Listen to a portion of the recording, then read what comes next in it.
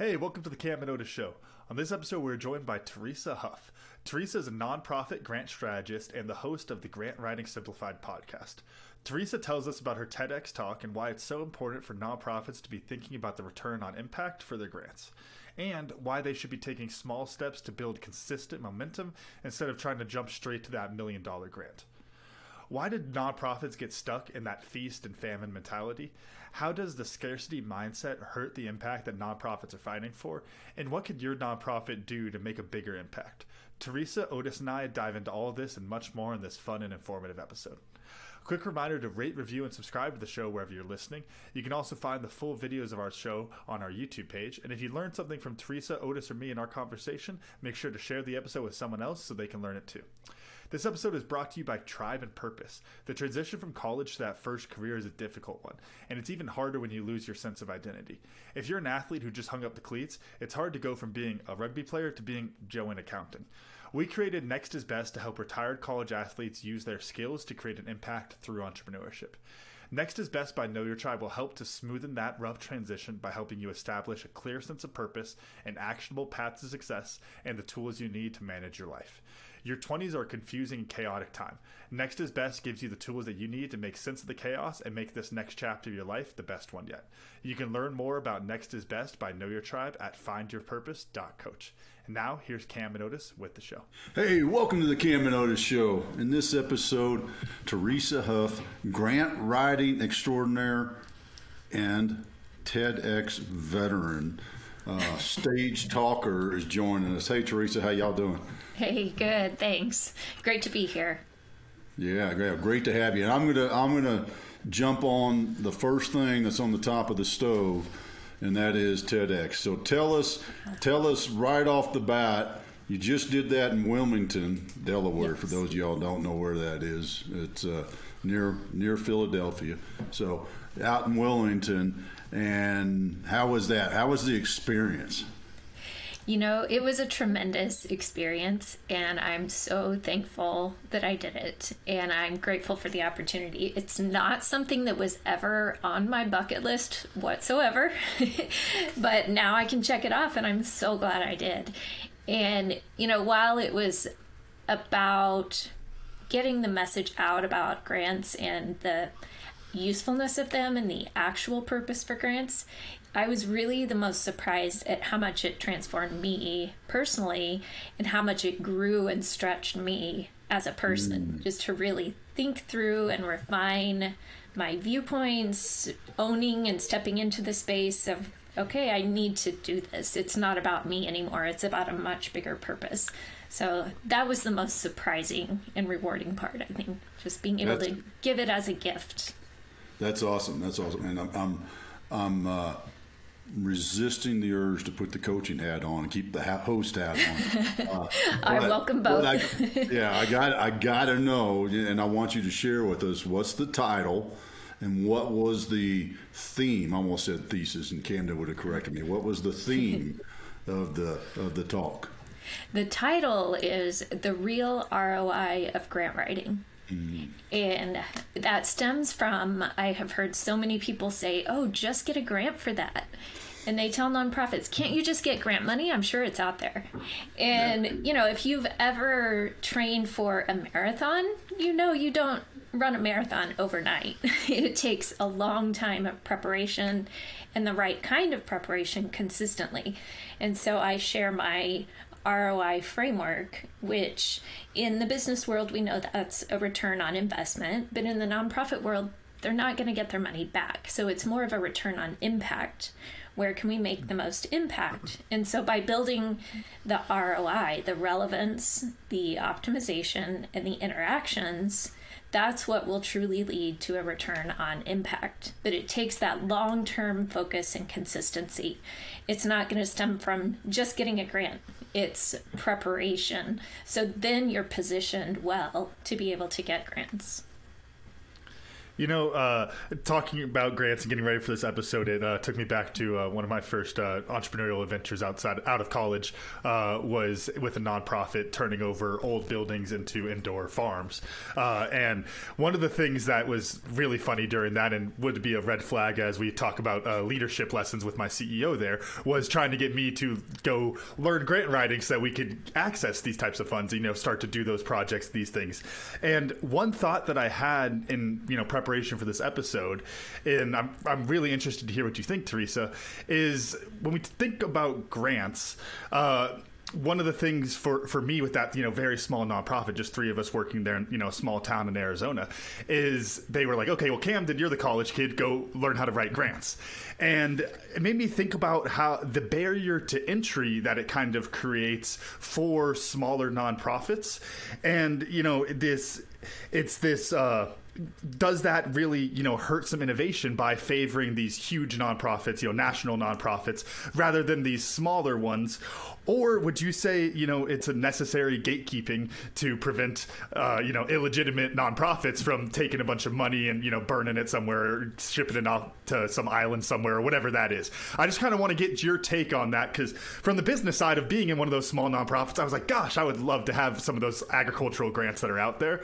But then also, gosh, you open that up to everybody, I could see some downsides there. So what are your thoughts on that? I have so many thoughts on that. I'll try to... We're here for them. Good thing I asked at the beginning of the show. 12-week course, Camden. I'll try to narrow it down a little bit to, one of the first things that I look at is partly the size of nonprofit, and I try to think strategically like a funder, because they're the ones evaluating this, and sometimes they get a stack of hundreds of applications, so they're looking for reasons to weed out and to get rid of some, and who can we narrow it down to the best. So they're looking at who's going to be the least risk and who's going to be the best investment, which goes back to the ROI framework I was talking about. Mm-hmm. You want to position yourself as competitively as possible. And so for those smaller nonprofits, like what you're saying, I see that all the time. I see it so much where they're like, okay, I heard there's this big federal grant. Can we get it? And they're not ready for it because they don't have that capacity yet. Even if they got $1 million tomorrow, they would not have the people, the operations, the processes, the programs in place to implement. So that's where it's important to start building up, just like training for a marathon, to build up slowly towards that goal and to set smaller benchmarks towards it. And when I'm working with a smaller nonprofit, like you're saying, I recommend they start with small local foundations for a couple of reasons. One, the application process is much simpler because the federal grant process is beastly and insane. It takes a ton of time and resources, but the smaller foundations are usually much more manageable. So for one, a small nonprofit can learn the process, and they can build that relationship with the funder. Maybe you won't get the grant this year, but you can get their feedback and input and then reapply next time and start building the relationship over time. And I've done this with clients, and they end up getting grants from that foundation year after year because they see how it's growing and they're investing in the local community.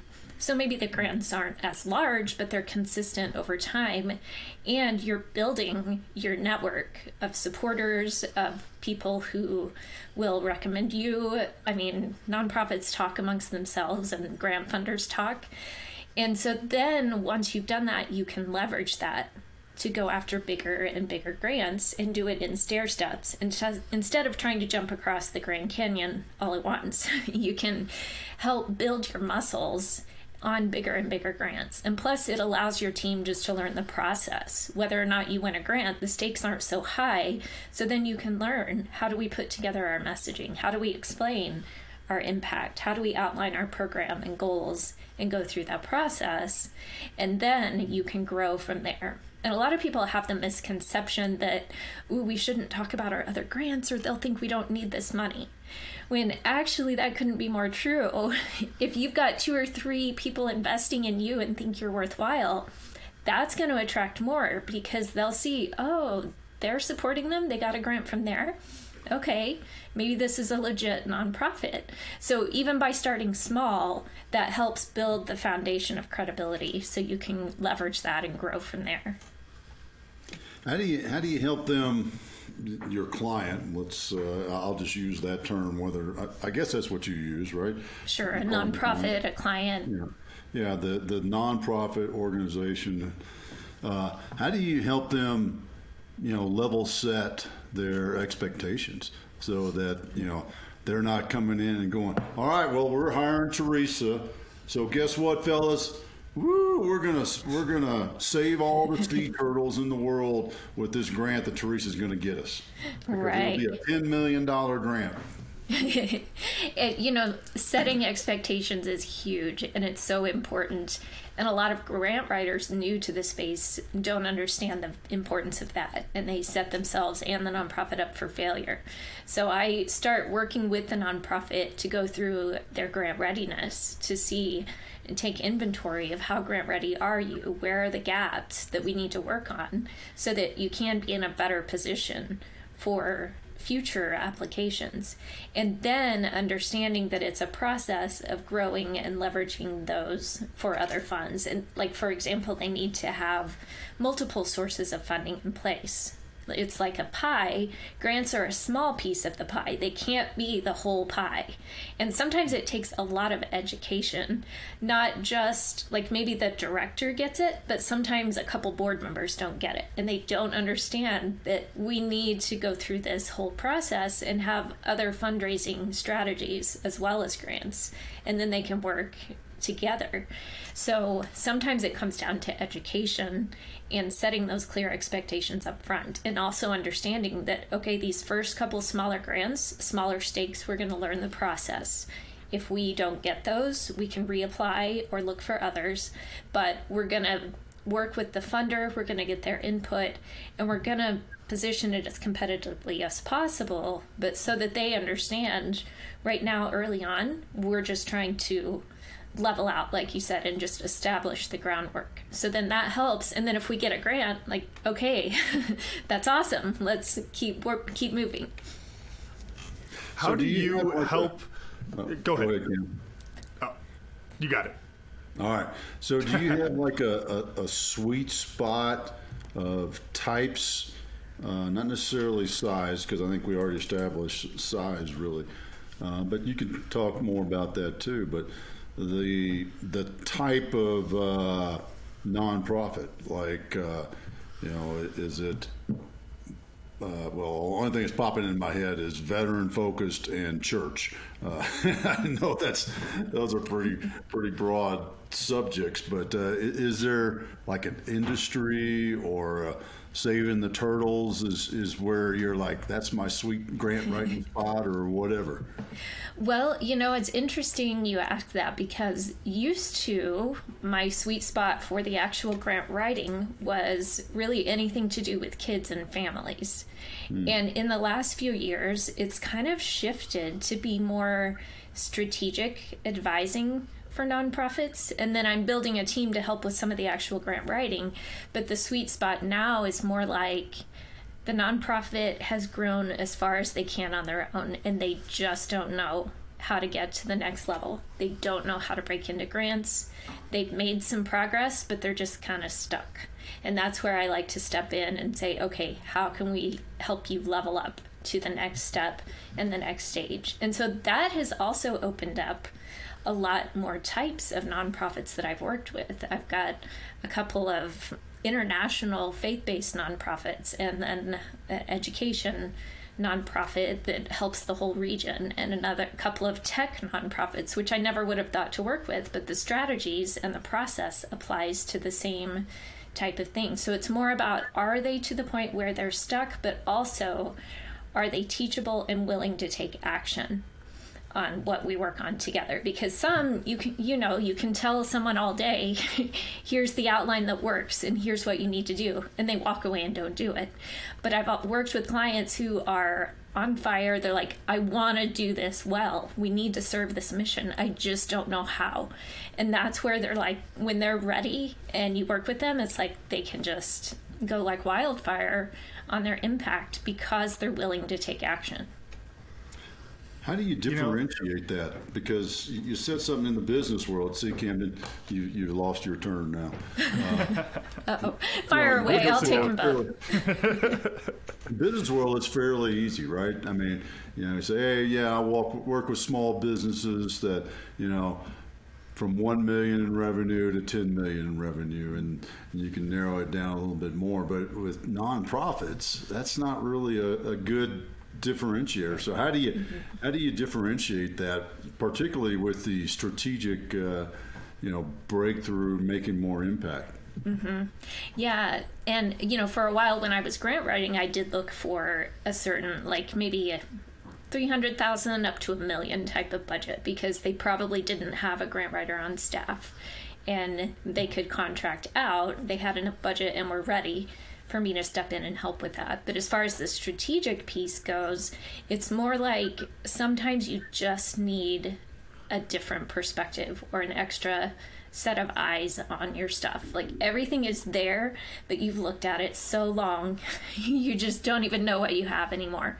And so then when I go through the inventory process and we dig in and I talk to them and sometimes even talk to their board, that's when we can uncover some gold nuggets, because a lot of times almost every nonprofit I've talked to is sitting on something that they just don't realize. Like, wait a minute, you have this position or this asset, or you have these resources and you're not using them. Let's get into that. And so that's sometimes where you just don't even realize how to move forward or how to use what you have. The one thing that sticks out whenever we talk about nonprofits, or could you say nonprofit industry? Does that sound right? That felt weird coming out, but I guess that's technically the right term. Sure. It doesn't quite sound right. There are a lot of variations. You're good. But when you think about the nonprofit industry, one thing that I've seen with nonprofits I've worked with and friends I've worked in nonprofits is that this the feast and famine mentality is really common there. And part of that I think is correlated to of course, whether it's grants or normal fundraising, it's still generally event based. So it's really, you get this huge landfall and then there's these long periods without. And what obviously we talk business, feast and famine mentality is not a great place to be. And it can set up some, tough decisions that really don't make sense in the big picture of the strategy. How do you help people to kind of shift that to where it's, working on a more consistent basis rather than, hey, here's what we could do for the next 6 months. Let's hire all these people. And then 7 months down the road, you're like, crap, I guess we got to fire all those people because we didn't get the next grant. How do you help them to balance that?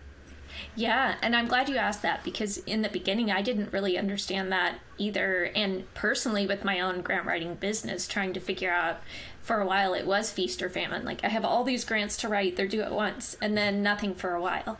And when our kids were little, that was okay because it was nice to have breaks. But now it's like, okay, let's see how can we keep this more sustainable and consistent and help nonprofits build that. And so part of it, you're absolutely right, as far as grants go, living from grant to grant is not a strategy.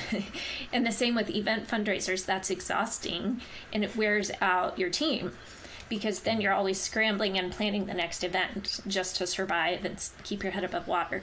So it's really better to, just like in the stock market or investing, to diversify more of your strategy, but also doing it intentionally and not just spreading yourself too thin and saying, okay, we need to do a little bit of everything. But let's look at it and figure out what makes the most sense for your type of mission, your type of work, and let's figure out what would be the best use of your team's time and resources. And I am seeing a shift in the sector a little bit of going to more monthly donors or recurring giving programs, as opposed to the big, heavy event that are a huge lift on the team. So I'm seeing different shifts and experimentation around other types of strategies. But I think the key is to figure out the best strategies for you, and also to plug in your team, including your board members, strategically. Some board members just show up to fill a seat, and it's just a body that said yes, as opposed to, you probably have some really incredible skill sets here. How can we best leverage those? Instead of a blanket statement of, hey, everybody call 10 donors by Friday and ask for money. Nobody's going to do that. But if you figure out, okay, this board member loves to meet with people one-on-one for coffee. This board member loves to go talk to the Rotary Club or the Chamber of Commerce and present about our nonprofit. This one loves to organize the articles and press releases. Figure out their skills and plug them in where they are the most fired up to help. And then that also helps take some weight and burden off of the staff and the director. So it's kind of a mix of using different strategies, and then with grants, building out a pipeline so that you're not just dependent on 5 grants coming through all at once, but let's spread them out throughout the year and look at different funders so we can have some rolling projections then to build a little more consistency in. It seems like a big piece of that, and of getting out of that feast and famine mentality and kind of getting a more sustainable business model is, like you were talking earlier, the slower steps moving forward. Not trying to get the $1 million grant and then spending it all and then going on to the next one. But one thing that I would think you would run into is that the incentive for the grant writing and for the person applying is to maximize that impact. And so it might not be advantageous to look sustainable. Just to put it this way, if I could help, use my rugby nonprofit that I work with as an example. If we could help get a grant and we're applying for it and we say, okay, well, we could help 10 kids over the next 10 kids a year over the next 11 years, 110 kids. That's great. We could help more kids and we could do it sustainably. But if some other rugby nonprofit in town comes in and says, hey, we can help 100 kids next week, it seems like that weight of the time would, hurt the more sustainable business model. What are your thoughts on that? It depends on how you position it. And sometimes it's helpful, back to the ROI, when you're writing your grant, is to show that by investing this grant of $10,000, it's a cost of $100 per kid over the 10 years. I mean, I didn't do the math, but whatever it is. And if you can show the long-term impact of, like, maybe even the trajectory of, by going through our program throughout their grade school and high school years, they're more likely to stay in school, to not drop out, to whatever it is, as opposed to a 1-week hit and move on. So if you position it as, this is a long-term investment in these lives and it's going to make a big impact, that can really make a difference. Like a few years ago, I wrote a federal grant for school libraries, and it was a very small rural school. We partnered up 2 districts together because they were so small. So it was maybe 800 kids all together.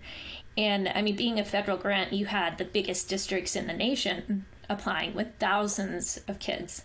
And because of how we positioned it with the poverty, the impact, the lack of resources in these communities, we got the grant. And so these little districts got $500,000 to totally modernize and revamp their technology and their libraries. And it was pretty incredible, the impact. But we could show that, okay, this is going to be an intense transformation for this small school. So I would not necessarily let your small nonprofit be a deterrent. It's more about showing that impact and that long-term ROI. Like, these kids are high risk, they're high poverty, but by investing in them now, you're actually helping them have a better education, stay in school, less likely to drop out, on and on.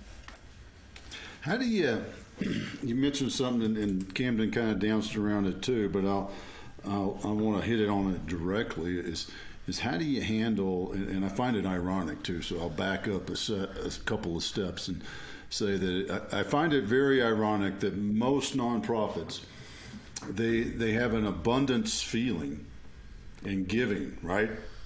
But when it comes to the, once they step out of the, whether they're running a soup kitchen or handing out books to kids or whatever it may be, once they step away from that and the sustainability of the organization, it becomes a scarcity mindset. And it's really, I find that conflict very interesting. And how do you handle that with these, with the directors, the boards, the folks that you're actually sitting down with and helping to create that strategy? Now you're pushing my buttons, Otis. That's a big one. Yeah. Yes, you're absolutely right. And I see this all the time, and it's really frustrating because, yeah, people expect nonprofits to give and give and give and serve, and it burns out their workers and their staff. And then on the other side, but we should have a shoestring budget. That doesn't work. And actually, one of the ways I'm personally dealing with it is I put together a roundtable conversation that's happening next week of nonprofit leaders in the sector. And we're just going to talk through this issue because the overhead myth is so strong. People think it's almost a bad word to have nonprofit overhead. And we only want to fund the program and not the overhead. Well, guess who's running the program? And guess who has to have electricity and lights and running water to have the building to run the program? And so it's almost a discrepancy. It's really a dichotomy, like you're saying, in the sector of this tug of war between abundance and scarcity. And really, I think they both need to shift. The abundance, yes, but within the direction of having the capacity and the support. Because if we just expect people to give in abundance until they're burned out to death, that's not successful either. So we need to better support our nonprofit leaders and staff, and we need to help them by providing the overhead so then they can work in the mission directly and be in the front lines, because it does take funding and it does take that energy and focus, and it's draining work so often. Like some of these nonprofits, some of the causes are so mentally and emotionally draining, and I don't think we give that enough credit or support in that regard either, that people need that. So yeah, that's an ongoing conversation in the sector, but one that we need to keep having and bringing to the forefront, because overhead is not a bad word. It's a necessary piece of making the impact, and we need to sure, set up transparency and accountability, but also trust our nonprofits to know where do they need to use the funding. They need it to pay the rent or the electricity, whatever, and to run their operations and hire good people. But also, a lot of that goes hand in hand with having the programs. It's not either or. You have to have both working together. This episode is brought to you by Tribe and Purpose. If you're a college athlete who just hung up the cleats and you're looking to make an impact as an entrepreneur, then Next is Best by Know Your Tribe is perfect for you. Get a clear sense of purpose and a path to success that you can make a bigger impact and make this next chapter of your life the best one yet. Learn more today at findyourpurpose.coach. Now let's get back to the show. And, speaking of working together, one of the things that I think we see, in the nonprofit world is also the scarcity mindset towards the cause itself, which is a really weird thing. I think we've talked about it before on the show, Dad, where, all three of us are out there trying to help the starving kids, but I need to be the one helping the starving kids, not you guys. And it kind of creates this weird competition inside of there. One of my favorite fun facts is that here in Tucson, we have the highest nonprofit to capita ratio, that we have more nonprofits per person here than anywhere else in the country. And when you start thinking about it like that, it's like, gosh, there's got to be more opportunities for collaboration and those type of things. How do you think we could, I guess, help to fight that scarcity mentality? You talk about your roundtable of getting people more on board of pushing in the common direction rather than everyone pushing individually. Mm-hmm. That's a big one. And I think you're alluding to part of the solution too is stepping away from the fear that if we collaborate, what are they going to do to us? Are they going to steal our ideas? Are they going to take our client? I mean, we're all nonprofits. We're all trying to make the world a better place.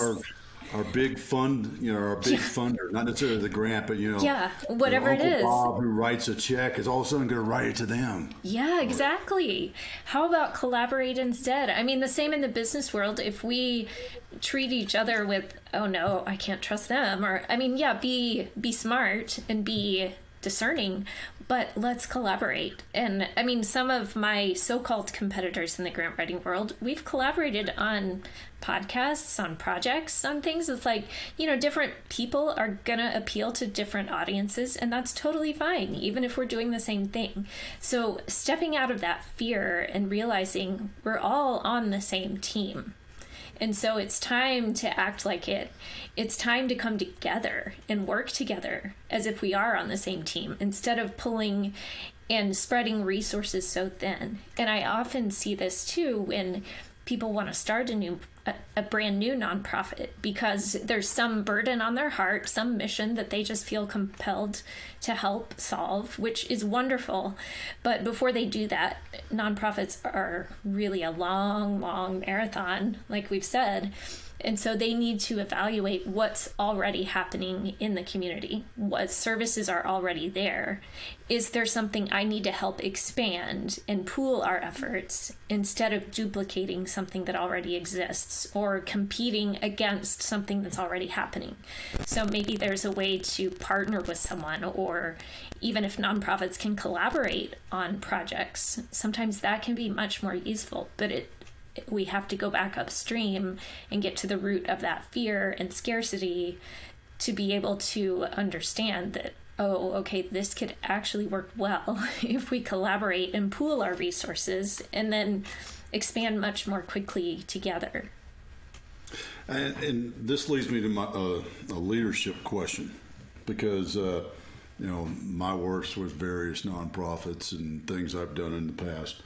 One of the things that I've seen is the founder who generally becomes the executive director or CEO, whatever label they become the leader of the organization, right? But they're so passionate about what they built or who they're serving, the problem they're trying to solve, that they can't truly be the leader, because they're wanting to be, in the field. They're wanting to be, the person who's scooping the soup into the bowl, if you will. So how does that come into play? How do you help them understand, for lack of a better way of putting it, the big picture? That truly the damage they're doing to their organization as the leader, as the architect of the organization, the person who came up with the idea, the initial passion. How do you get them to step up and be that person? That's a tough one. And that founder syndrome can really hinder a nonprofit sometimes. And a lot of times, issues like that, people know, and people try to talk to them from within the organization, but it falls on deaf ears. So sometimes they do need that outside perspective to just come in and kindly say, look, we need to reevaluate some things here. And part of that too comes from letting go of control and understanding that this is not about one person or one decision maker. It's a team, and it's what does the board see? Because with a nonprofit, unlike most businesses where you may have like your CEO and you may have advisors, but usually there's one leader, the nonprofit has the whole board making decisions and voting and leading.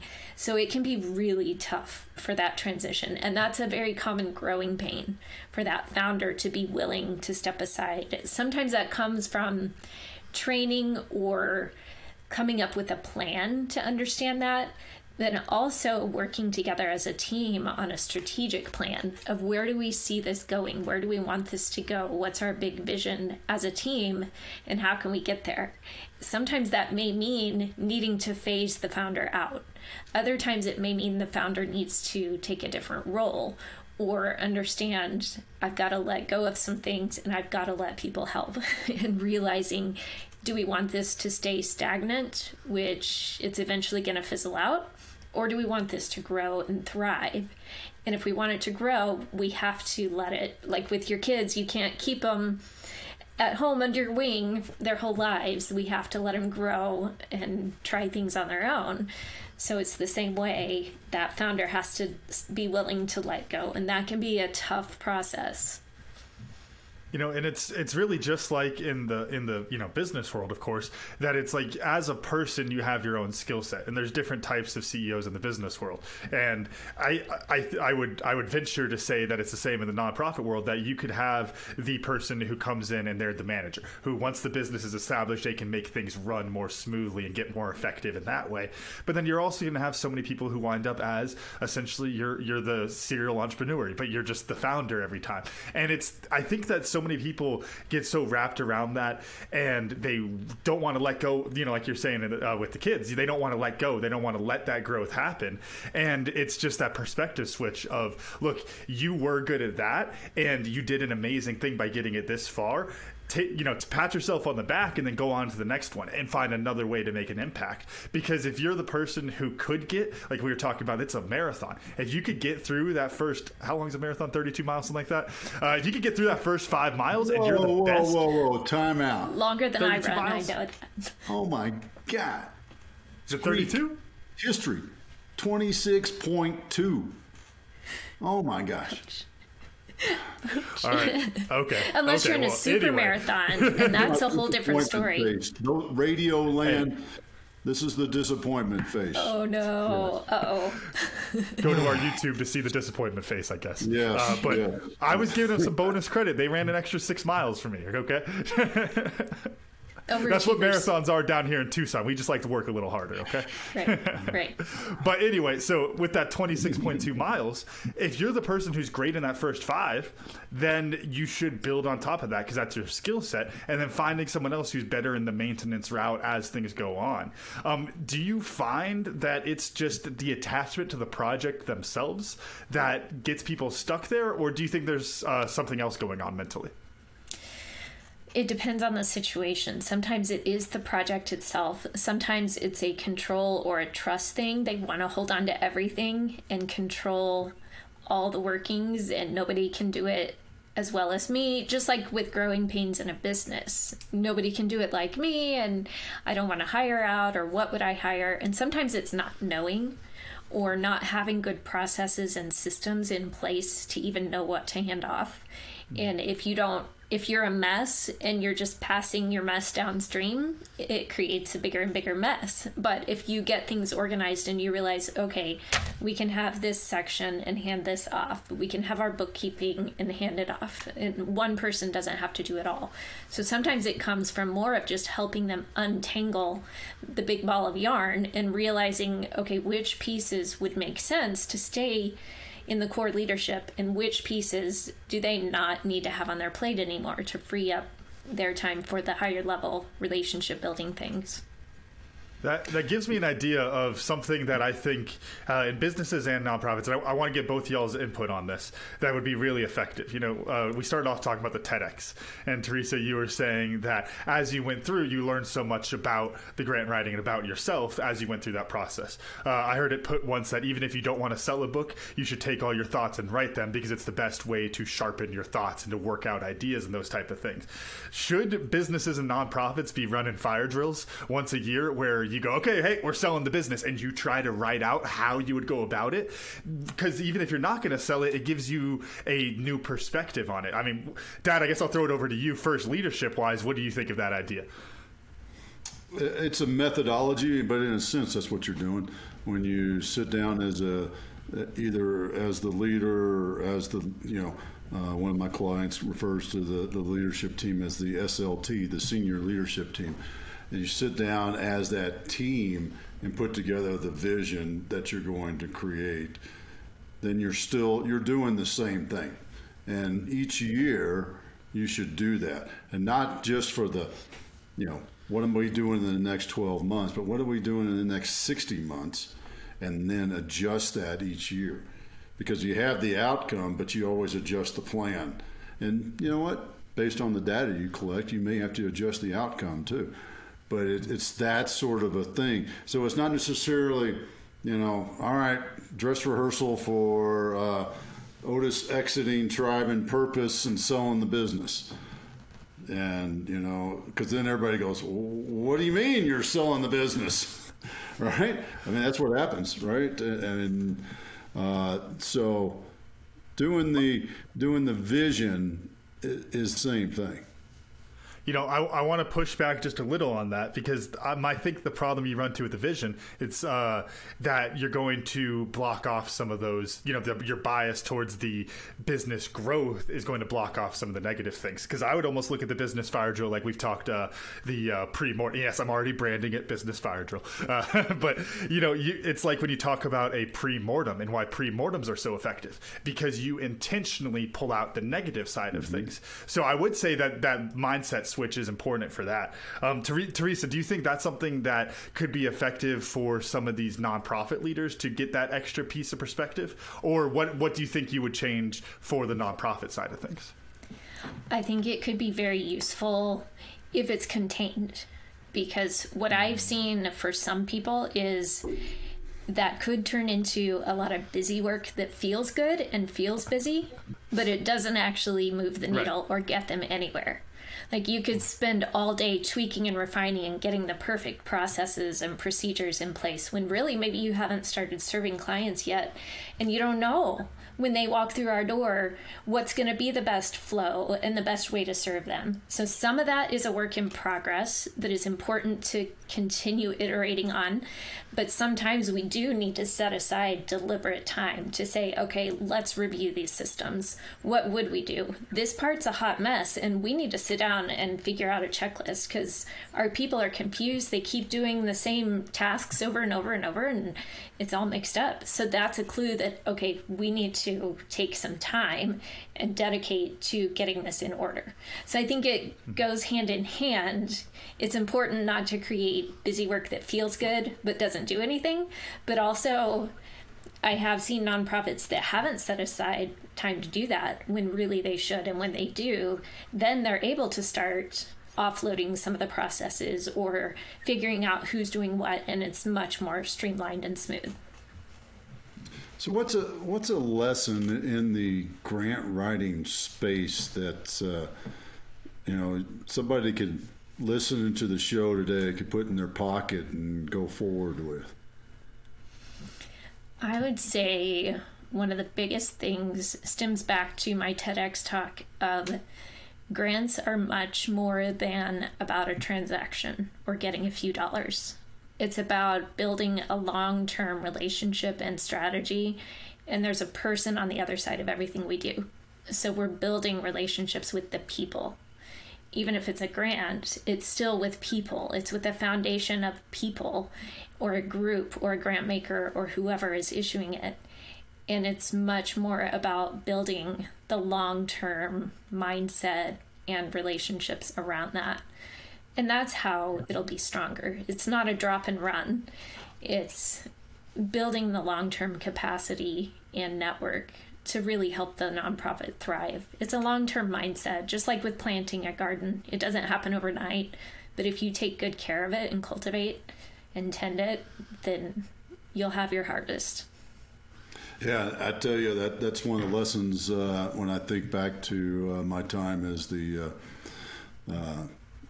head coach for the rugby club and running everything else with it, is we had a grant from USAA for $10,000, and we're like, yes, man, that was awesome. It helped fund an overseas tour and all that, but we never did the how do we sustain this?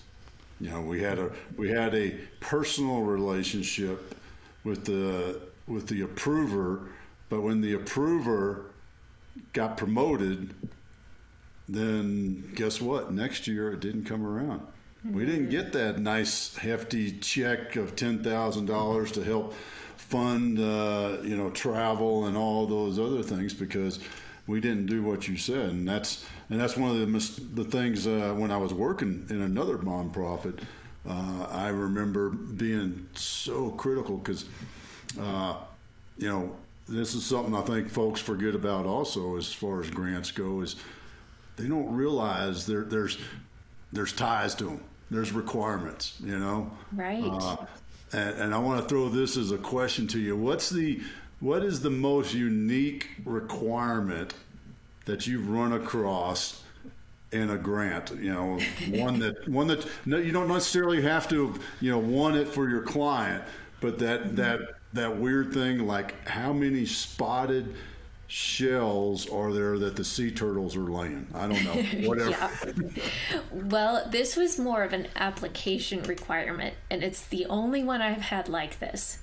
But their application had a document, but it also had a very specific Excel spreadsheet, not Google Docs, but Excel with specific formulas where we had to put our paragraphs into the spreadsheet. We had to burn it to a very specific type of CD-ROM. It was like a CDRW and not a CDR. I mean, I had to hunt this thing down to find one. Then we had to have exactly a 1-inch 3-ring binder with a cover page with certain requirements on that. We had to tuck the CD-ROM into the front of the binder, print out however many copies they said of the grant itself, and also put that in the binder, and ship it by FedEx to the place. It was so many strange hoops to jump through, and we got it, thankfully, but my goodness, that was the strangest list of requirements I've ever encountered. That sounds like a government RFP, request for proposal, because I've written some proposals that were that detailed on the, this font on this page and this kind of table of contents, and Exactly right. So that reminds me, kind of going back to the first question we asked of like kind of a necessary gatekeeping to make sure that people are legitimate as they're going through. Reminds me of a story, I think it's in one of the Freakonomics books, and I think I've got the band right on this, but it was Van Halen, and that one of the things that they would do for each of their concert venues is that they would put out these set of requests, the normal things that, the band would want, and, the lighting and all these kind of things.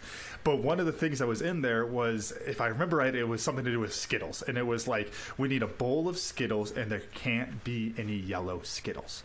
And they buried it inside of the contract, but it was really just a way of testing of, are you actually going to read the contract? Because if you don't do the Skittles right, you're not going to do the lighting right. Do you think that's part of what that process is for the grant? Maybe not that level of complexity, but do you think that that's something that people do in order to add that gatekeeping component? In a legitimate way, not just trying to keep people out to, push down the little nonprofits, of course. Right. I think in some instances it can be, because I have known of like grant reviewers to have a ruler and check the margins to see, did they leave 1-inch margins as required? And they'll throw it out. I mean, if you have literally a stack of 500 applications, you're looking for ways to weed out quickly so you don't have to read all 500. I mean, I applied for a grant just a couple months back, and they had over 400 applicants, and they chose 4. And we were one of the 4. And some of their feedback was, you guys were one of the few that followed the directions exactly. You did everything we asked for. You gave us all the information we needed, and it was so nice to read it.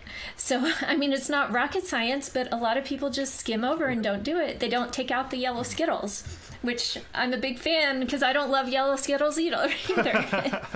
So they're my kind of people. Time out. What's with the don't love yellow Skittles? Oh, all the other Skittles are awesome. Leave out the yellow. Oh, man, we're going down. Dad, you're the type who just grabs the handful and throws them in, don't you? You can have all my yellows. I'll send them to you. Don't like yellow Skittles. Man, we might have to name the show that. I'll send them to you. You can have all the yellow. There you go. There we go. Yeah. You ever find a yellow Skittle, folks, just put it in an envelope and send it to Otis. All right. He might start getting tons of fan mail. See how much you love yellow Skittles and want to defend them when that's all you're eating, Dad. Hey, I'm an equal opportunity Skittle eater. That's what I am.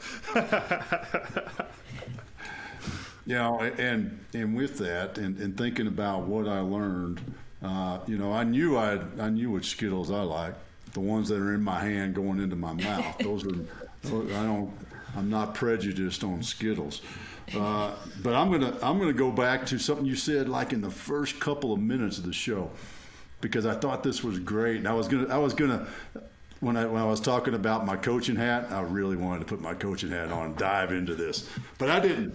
I want you to. We'll talk later. I know. We're gonna go. I resisted, but it was. You can always add to your bucket list. bucket list isn't Yes. fixed. Sometimes you might discover some, a TEDx talk or something else, and go, wow, that was awesome.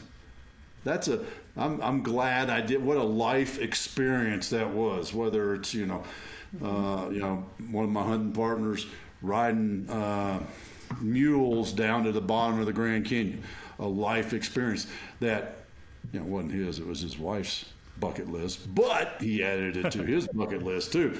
But those sort of things, folks. So there ain't a finite bucket list.